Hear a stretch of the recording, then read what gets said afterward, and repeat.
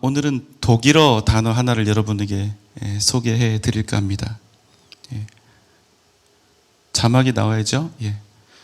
샤덴프로이데라고 하는 단어입니다. 샤덴프로이데. 이 뜻이 뭐냐면 남의 고통이나 불행을 접하면서 기쁨을 느끼는 것. 여러분 되게 안 좋은 거죠. 다른 사람이 고통을 당하는 모습을 보면, 그런데요, 우리 인간에게는 사랑하는 마음과 행복한 느낌을 주는 옥시토신이라고 하는 호르몬이 있는데, 문제는 다른 사람이 고통당하는 모습을 보면 우리에게 사랑을 주고 행복을 느끼게 하는 이 옥시토신이 다량 분비가 된다는 거예요. 그 결과 어떻게 될까요? 뇌에 쾌감이 느껴지는 것입니다.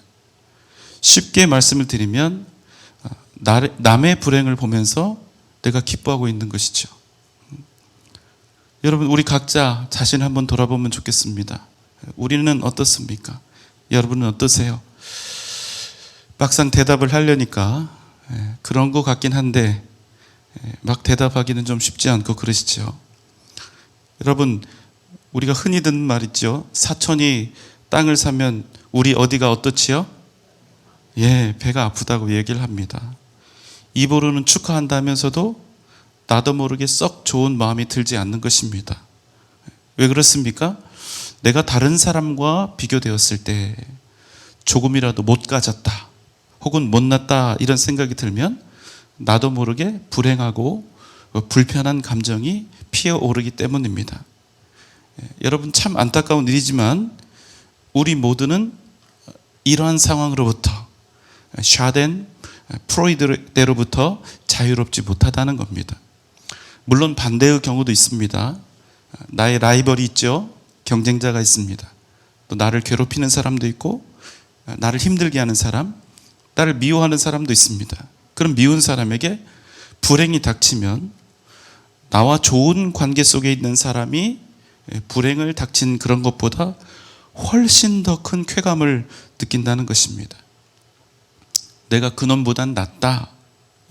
이 우월감이요, 우리 깊은 곳에서부터 너무나 자연스럽게 솟구쳐 오르게 된다는 겁니다. 여러분, 이 모든 이 일들의 이유가 뭘까요? 그것은 여러분, 우리 인간이 죄인이라는 것입니다. 우리가 죄인이라는 사실이 이 한 가지 사실만 봐도 너무나 명확하게 알 수 있게 된다는 것입니다. 이게 증거예요. 심지어는 내 곁에서 나와 잘 지내고 있는 사람이 잘 되는 꼴도 내 진심을 다해서 100% 기쁨으로 함께하지 못하는 것이 바로 우리 죄인일 수밖에 없는 인생들의 현 주소라는 겁니다. 우리에게 있는 이 악한 본성 때문에 우리는요, 심지어는 정말로 사랑해야 마땅한 그 사람들조차도 온전히 사랑하지 못하는 그런 모순적인 삶을 살아가게 된다는 것이지요. 여러분, 놀랍지 않으세요? 그래서 여러분, 오늘 10계명 이제 마지막 10번째 계명에 왔는데요, 이 10계명은 우리에게 이렇게 명령하는 것입니다. 출애굽기 20장 17절 말씀입니다. 내 이웃의 집을 탐내지 말라. 내 이웃의 아내나 그의 남종이나 그의 여종이나 그의 소나 그의 낙이나 물은 내 이웃의 소유를 탐내지 말라. 뭐라고 말씀합니까? 내 이웃의 집을 탐내지 말라, 이렇게 명령하고 있죠. 여러분, 언뜻 보면요, 그냥 탐심에 대해서 이야기하고 있는 것처럼 보입니다. 그래서 탐심을 갖지 말라, 탐내지 말라 이렇게 보이는데, 여러분, 오늘 이 말씀은 그렇게 간단한 문제가 아닙니다. 제가 오늘 처음 시작하면서 말씀드렸던 이 독일어 단어 있죠. 샤덴프로이데와 아주 밀접한 관계가 있습니다. 무슨 말씀입니까? 탐심이라고 하는 것은 단지 나에게 없는 무엇인가를 부러워하는 것이 아니라는 것입니다. 그럼 여러분, 도대체 무엇이란 말입니까? 도대체 그게 뭐길래, 그 근본의 시작은 무엇이길래 이런 사태가 벌어지냐는 것이지요. 여러분, 우리가 누군가의 것을, 내 이웃의 것을 탐하게 되는 진짜 이유가 무엇일까요? 그것은 여러분, 비교의식입니다. 비교의식은 무엇입니까? 단순히 누구와 비교해서 만족하지 못하는 것입니까? 아니요. 이렇게 쉬운 게 아닙니다. 왜냐하면 비교 의식은 단순히 비교하는 것이 아니라 반드시 우리를 강력하게 죄의 수렁으로 끌고 가기 때문입니다. 잠언 27장 4절입니다. 부는 잔인하고 노는 장수같거니와 두기 앞에야 누가 서리요. 부는 잔인하고 노는 뚝을 흘러넘치는 물과 같다고 하죠. 얼마나 맹렬한 것입니까? 그러니까 이 분노라고 하는 것이 얼마나 무서운 것입니까? 그런데 그 뒤에 이어지는 말씀은 뭐라고 합니까? 분노하는 것은 잔인하고 창수와 같다. 그러나 투기하는 것이야말로, 투기하는 것은, 분노는 정말 아무것도 아니라는 거예요. 분노하는 것보다 훨씬 더 무서운 것이 바로 투기하고 질투하는 것, 다른 사람을 시기하는 것, 이렇게 말씀하고 있는 것이죠. 다른 사람과 나를 비교하는 마음은, 그래서 여러분, 우리의 인생을 그 밑판부터 무너뜨리는 가장 치명적인 독이 되는 것입니다. 여러분, 아담과 하와가 왜 선악과를 먹었습니까? 창세기 3장 5절이요. 너희가 그것을 먹는 날에는 너희 눈이 밝아져 하나님과 같이 되어 선악을 알 줄 하나님이 아심이니라. 여러분, 그들의 마음속에 하나님과 같이 되려는 탐심, 다른 말로 감히 하나님과 자기를 비교했다는 겁니다. 그래서 그들은 자신이 하나님과 같이 되기를, 그리고 하나님이 가진 모든 것들을 그가 탐했다는 거예요. 오늘 십계명 또한 탐내지 말라, 이렇게 우리에게 명령하고 있는데 우리가 이 큰 밑그림을 가지고 있어야 합니다. 여러분, 특별히 우리가 지난 9번째 계명에서도 말씀드렸지만 이 탐내지 말라에 대한 범위를 정해주고 있죠. 내 이웃의 집을 탐내지 말라. 역시 내 이웃의 집입니다. 지난주에 이웃의 의미가 뭐라고 말씀드렸는지 기억하십니까? 그냥 옆집 살면 이웃입니까? 그럴 수도 있죠. 그러나 여기서 말씀하는 이웃의 의미는 그런 의미보다는, 장소적인 의미보다는 나와 함께 식탁을 나눌 만큼 가까이에 있는 사람, 또 무엇인가 내 인생에 관계되어 있는 어떤 사람을 뜻하는 것이다, 이렇게 말씀을 드렸습니다. 당연하죠. 한번 생각해 보십시오. 삼성 이재용 부회장이 돈이 수십조가 있습니다. 부럽기는 하죠. 그러나 그 사람 재산을 우리가 탐내지는 않습니다. 그 사람과 나를 비교하지 않습니다. 왜요? 그 사람은 나랑 전혀 관계가 없는 사람이기 때문에 그렇죠. 다른 말로 그는 내 이웃이 아니기 때문에 그렇습니다. 하지만 여러분, 내 가까이에 있는 이웃이나 형제, 친구들, 이런 사람들이 만약에 뭐 해서 돈을 많이 벌었네 하면 여러분 곧바로 나와 비교를 하지요. 돈만 그런 것이 아닙니다. 우리 가정에서 정말로 잘하는 비교가 있지요. 누구 남편은 이번에 승진했다더라. 돈을 얼마 번다더라. 당신은 지금까지 나를 위해서 뭘 했냐? 여러분, 그럼 남편들이 가만히 있습니까? 없습니까? 없지요. 어느 집 여자는 예쁘기도 한데 성격도 좋고 남편한테 그렇게 잘한다더라. 그런데 거기다 돈까지 잘 벌어온다더라. 그러다가 그 불똥이 누구에게 튑니까? 자식들한테 튀는 거예요. 어느 집 새끼는 이번에 몇 등 했다더라. 어느 대학 들어갔다더라. 너는 밥 먹고 지금까지 뭐 했냐? 이런 거예요. 자꾸만 여러분, 내 이웃의 집에 있는 남편이 탐이 나고 아내가 탐이 나고 그의 자식들이 탐이 나고 소유가 탐나는 것입니다. 내 이웃에 대한 한없는 부러움, 내 이웃과의 한없는 비교의식, 여러분, 이것은 반드시 죄악을 낳게 된다는 거예요. 절대로 비교하면 안 되는 거예요. 왜 그렇습니까? 그냥 생각해 보세요. 방금 전에 제가 가정에서 이런저런 비교를 많이 한다고 말씀드렸는데, 누구네 집 남편, 누구네 집 아내, 자식들 얘기한 이후에 한 번이라도 그 자리가 웃으면서 행복하게 사랑하면서 끝맺음을 맺은 적이 있냐는 거예요. 여러분, 없지 않아요? 사울왕은 다윗을 정말로 사랑했습니다. 자기 친자식처럼 사랑했습니다. 그러나 여러분, 다윗이 전쟁에서 마치고 전쟁에서 승리하고 돌아올 때 여인들이 외치는 이 한마디 이 노랫가락에 이 사울의 마음이 180도 바뀌어버린 거예요. 사무엘상 18장 7절입니다. 여인들이 뛰놀며 노래하여 이르되 사울이 죽인 자는 천천히요 다윗은 만만이로다 한지라. 사울 자신에게는 천천을 돌리고 다윗에게 만만을 돌리는 이 노래 소리를 들은 겁니다. 순간 그에게 일어났던 이 비교의식, 그리고 이제는 왕임에도 불구하고 자기가 훨씬 더 많은 것을 가지고 있음에도 불구하고 다윗이 가진 것들을 탐내기 시작했던 이 사울 왕, 누가 더 부자입니까? 사울이 훨씬 부자고 힘도 훨씬 많지 않아요. 그런데 다윗을 부러워하고 비교한 겁니다. 그리고 사울이 그날부터 어떤 사람이 됩니까? 그날부터 자기 인생은 없습니다. 사울의 인생은 어떤 인생이 됩니까? 다윗을 죽이는데 자기의 온 인생을 다 걸어버리는 그런 낭비하고 허비하는 인생이 되어버렸다는 거예요. 인생 끝난 겁니다. 다윗과 자기를 비교하고 다윗의 것을 탐내기 시작한 순간부터 그의 인생은 끝난 거예요. 결국 여러분, 그 사람, 그 사울왕의 인생은 그 말로는 아주 비참하고 처참하게 맞춰진다는 사실입니다. 여러분, 부러움이라는 게 무엇입니까? 좋은 감정입니까? 나쁜 감정입니까? 사실은 양면성을 가지고 있죠. 하지만 여러분, 철학적에서는요, 이 부러움을 뭐라고 설명을 하냐면 무엇을 내가 가지지 못한 현실에 대해서 고통스러워하고 두려워하는 것이라고 이야기를 합니다. 그리고 그런 고통을 일으키는 가장 근본적인 원인에 대해서는요, 바로 나 자신과 다른 사람, 특별히 내 이웃을 비교한 것, 거기서 부러움을 느끼는 것이 가장 큰 고통을 주는 것이라고 이야기를 합니다.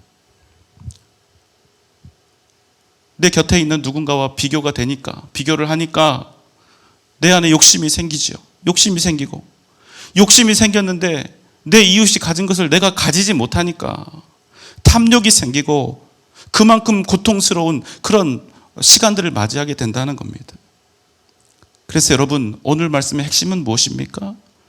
다른 사람과 비교하지 말고, 다른 사람의 집의 소유와 비교하지 말고, 특별히 내 이웃의 집과 비교하지 말고, 오직 너에게 주어진 너 자신의 인생을 살라는 것입니다.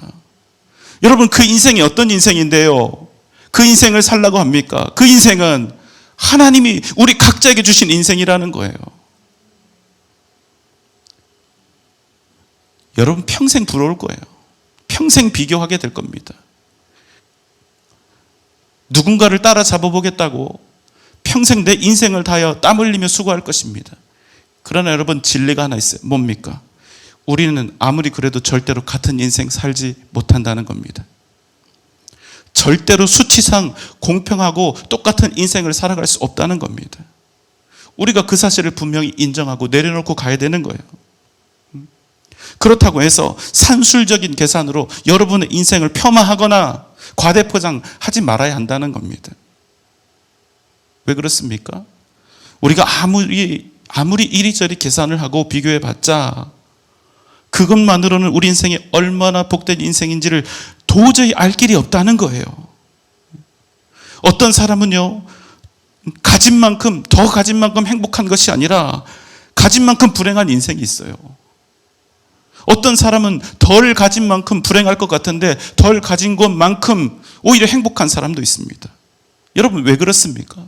복은 소유에서 오는 것이 아니라, 환경에서 오는 것이 아니라 하나님으로부터 오는 것이기 때문입니다. 여러분, 우리가 왜 비교하고 욕심을 부립니까?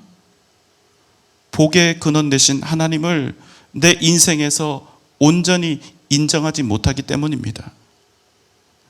세상을 다 가진 사람이 복된 사람이 아니라, 세상을 다 가진 사람이 세상을 가진 것이 아니라 하나님을 가진 사람이 세상을 다 가진 복된 사람이라는 것을 우리가 온전히 인정하려 들지 않기 때문입니다. 여러분, 우리 모든 인생이 하나님 안에 있다는 것을 여러분 믿으십니까? 우리 인생의 핵심은요, 내가 지금 얼마나 가지고 있느냐? 내 이웃이 얼마나 가지고 있느냐? 누가 더 높은가? 여기에 있지 않고요. 누가 더욱 주님의 뜻 안에 있는가? 우리 인생의 핵심은 바로 여기 있다는 사실입니다. 성경에 보면 이 부분을 놓친 사람들이 있습니다. 가나안을 통째로 선물로 받았던 이스라엘 백성들입니다. 이스라엘 백성들은 자신들을 인도하여 가나안에 들이신 하나님을 버리고, 더 정확하게는 가나안 모든 민족들을 다 이기게 하시고 가나안을 주신 하나님을 버리고 이방 신들을 택해서 하나님을 떠나갔습니다. 그 이유가 무엇입니까? 그것은 바로 비교 의식이었습니다. 무슨 말입니까? 가나안에 들어가서 쳐다보니까 그들과 하나도 비교가 안 되는 거예요.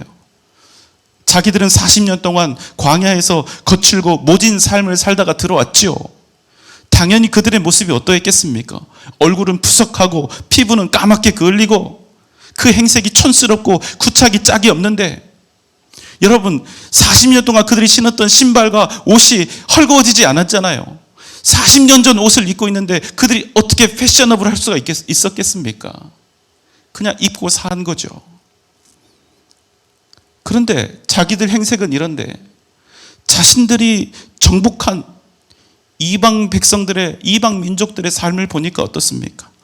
너무나 윤택하고 탐스럽고 기름기가 잘 흐르고 부유했다는 겁니다. 얼굴은 어때요? 너무 예쁜 거예요. 풍성한 거예요. 온갖 세상의 즐거움과 화려한 것들을 이미 자기들은 평생 보지도 못한 것들을 다 누리고 있다는 겁니다. 너무나 큰 차이가 났던 것이죠.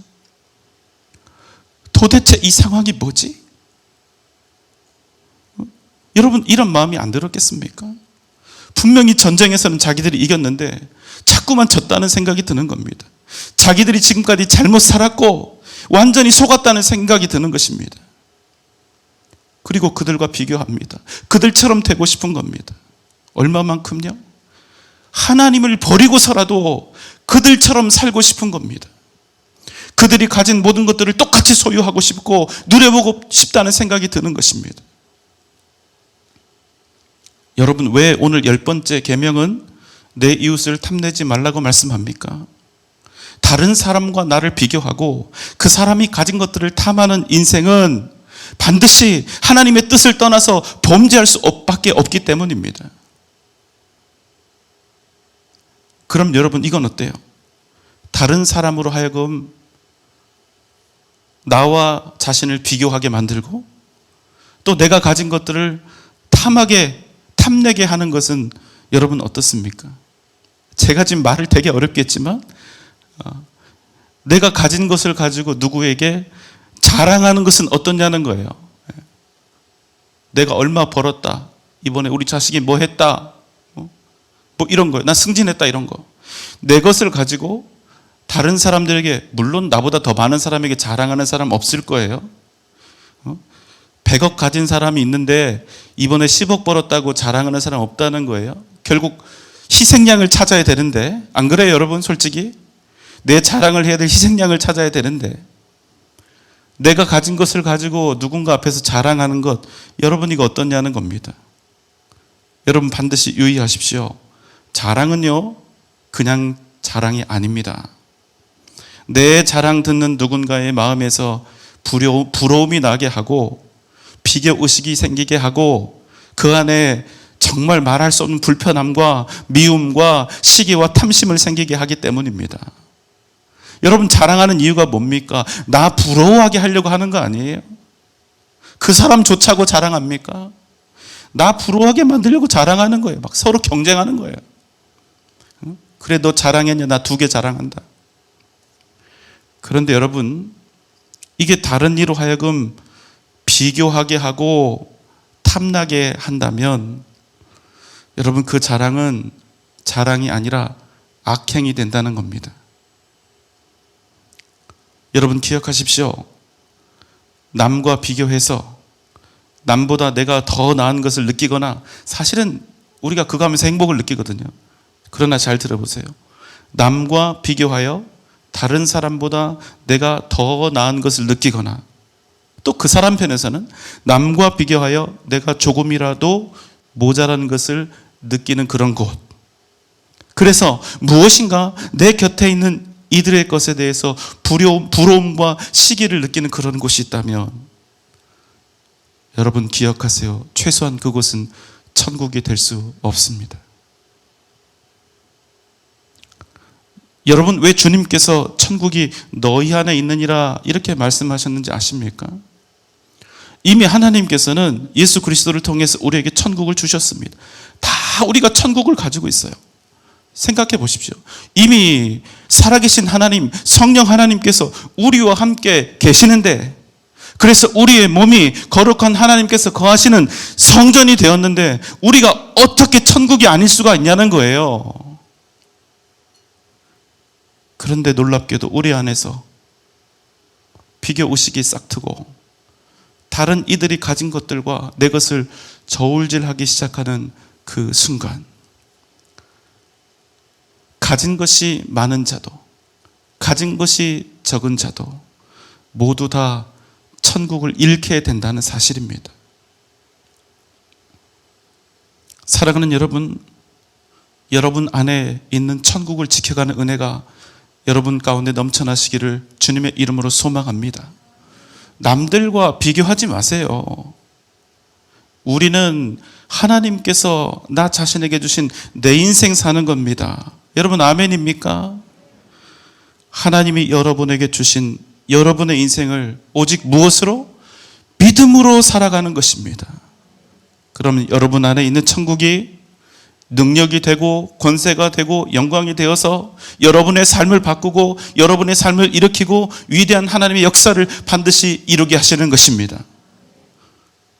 오직 주님을 인하여 만족하며 주님께서 여러분에게 주신 여러분 각자의 삶을 믿음으로 살아가는 우리 복된 성도님들 되시기를 주님의 이름으로 축원합니다.